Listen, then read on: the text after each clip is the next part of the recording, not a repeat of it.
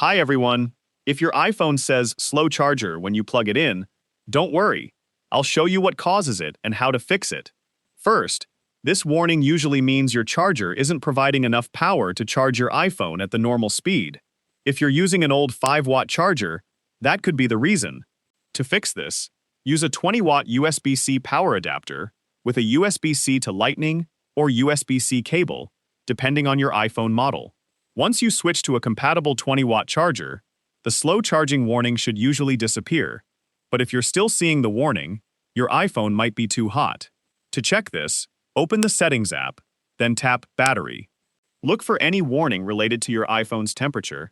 You can also tap Charging and check battery health to make sure everything looks normal. If your iPhone is overheating, let it cool down for a while, and then try charging it again. And that's it. If this video helped you, hit the like button and subscribe for more useful iPhone tips.